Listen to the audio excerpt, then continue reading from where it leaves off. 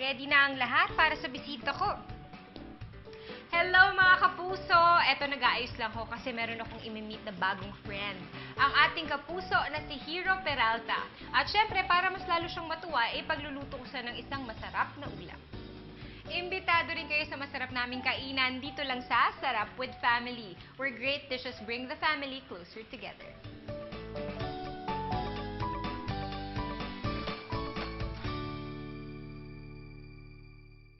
Hi, Jen. Hi!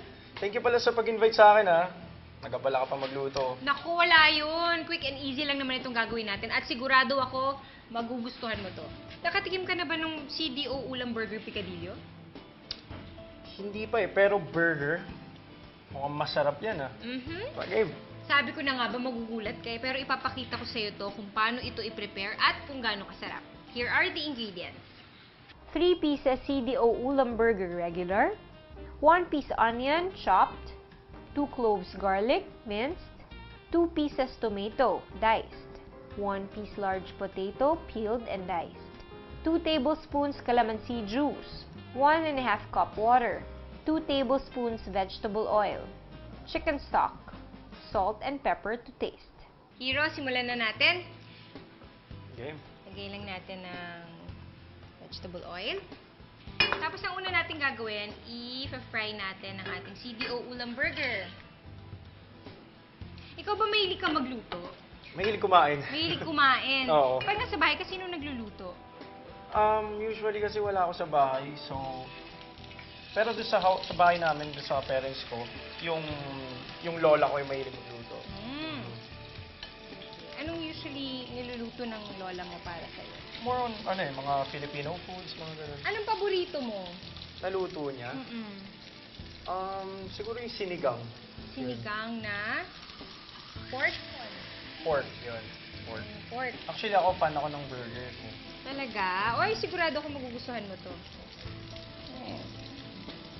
Bango, ah. Bango, di ba? Beef na beef ang aroma ng CDO Ulam Burger. Very convenient gamitin itong ating CDO Ulam Burger dahil very affordable. Dahil wala pang 750 pesos ang isa base sa supermarket price. At mas affordable siya kaysa dun sa raw beef na nabibili natin sa supermarket na 220 to 240 per kilo. Ito, 176 lang per kilo. At kompleto pa sa other spices and seasonings. So, makakasave ka ng time, di ba? Compare dun sa magpe-prepare ka pa ng beef, tapos lalagyan mo pa ng salt, pepper, at hindi ka na magpapakulo. Di ba? Yun ang importante, matipid sa gas. Yun. Okay, I think ready na to. Pwede na natin munang i-set aside. Alam natin. Yan. Bango, no, Hero? Oo. Actually kasi ako, pag wala ako sa bahay, nandun ako sa isang place ko. Siyempre, wala namang magluluto doon. So, ako dapat. So, yung mga ganito, yung mga quick lang, di ba? Ka na, di ba? Oo, Pagkatapos lang ito, kailangan ko eh. pwede ka nang magluto mag-isa. Okay, lalagay muna natin yung onions. Yan. Hero, paano ka nag-start sa showbiz? Kwentuhan mo naman ako. Nag-start ako sa nag-audition ako sa Twin Hearts. And Okay. kinuha nila ako. And sunod-sunod na yun. Pero bago ka mag-artista, nag-aaral ka muna. Ano pang ginagawa? Ano pang ginagawa mo? Business ad kasi yung course ko. So, more on business actually, yung goal ko kasi. Actually, I have businesses. Yung mga business ako, pero yung priority ko sa yung showbiz, yan. Ano pang kumakanta ka ba? Marunong ka ba Kumakanta ako, sumayaw? tsaka sayaw. Sobrang mahal ko yung sayaw kasi. Talaga? Hindi lang ako mahal ng sayaw. Pareho tayo. Hindi rin ako mahal ng sayaw. Oo. Okay, lagyan muna natin itong garlic. Yan lang, bango na. Tomatoes. Tomatoes. At potato. Yan. Ngayon, tuturuan kita ng iba pang pwedeng gawin sa burger patty. Bango na. Bango na Sobrang siya. bango. Oo.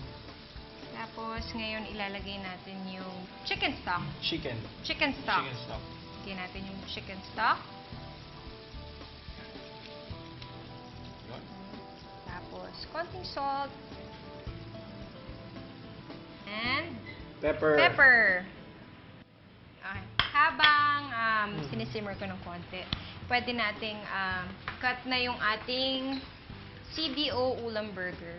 Cut na natin siya. Dahil ako mismo naghihiwa, at yung mga viewers natin, kung kayo maghihiwa, pwede nyo makontrol yung kung gaano kalaki yung gusto nyo. Kung gaano Gusto nyo pahaba. pahaba, square, yan. Tsaka kung gaano kalaki at kaliit yung hiwa na gusto nila. Lalagay na natin sa ating picadillo. Picadillo. Yan.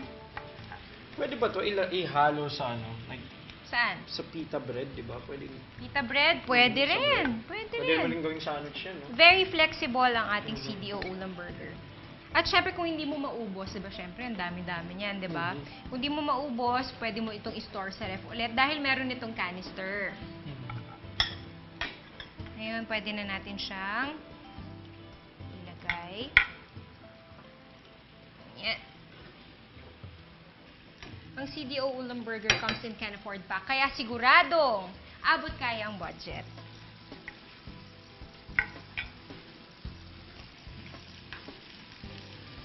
Naamoy ko na lalo. Sarap, diba? Moms can save more time kasi hindi na nila kailangan pang magpakulo ng meat, diba? Ang CDO ulam burger, i-fry mo lang siya. Hindi, unlike yung mga raw beef na nabibili sa supermarket, kailangan mo pang pakuluin ng matagal para lumambot, diba? Mas mahaba yung oras na magagamit mo. Yun. Ang bango. Bango. Okay. Ngayon, lalagay natin yung kalamansi.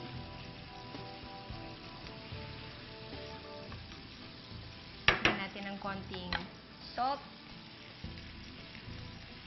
And pepper. Hinaan lang natin ng konti yung heat kasi kailangan nating ma-reduce yung liquid. Excited ka na? Oo, so. Gutom ka na? Lalamig na ako. Okay. Yan. Ready na. Pwede na to. Okay. Oo, masarap yan, ah. Hero, pwede bang paabot nung... Ayan. Yan. Ito. Yan. Thank you. Ang masarap. Pwede bang mag-selfie ako niyan? Naman, pwede, no? Pero, teka. Ilalagay ko muna to dito.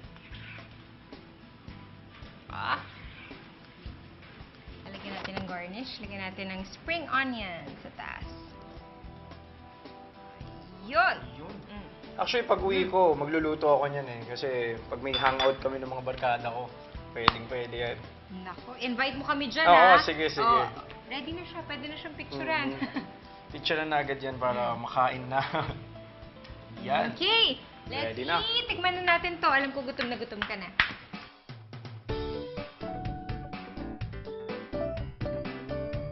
Hindi na bagay ito sa rice. Anong masasabi mo sa ating CDO ulam burger picadillo? So, ibiruin mo yun, nakagawa tayo ng recipe gamit yung burger patties. Sarap niya, sobra. Tsaka, lasang-lasa ko yung beef eh. Sarap, no? Fry CDO ulam burger, then set aside. In the same pan, saute onion, garlic, tomato, then add potato. Add chicken stock. Season with salt and pepper and let it simmer. Chop cooked CDO ulam burger into chunks and add to the pan. Add calamansi juice and simmer. Garnish with spring onions and serve with rice. Alam mo, thank you ah. Thank you in-invite mo ako. Sa ulitin na. Oo naman, syempre naman. Alam mo, marami pa akong mga delicious, quick and easy recipes made with CDO ulam burger.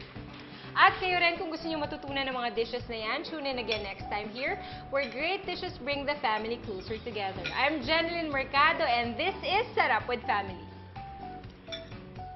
Sige pa, kain pa. Dig in. Kain lang. Oh, dami yan.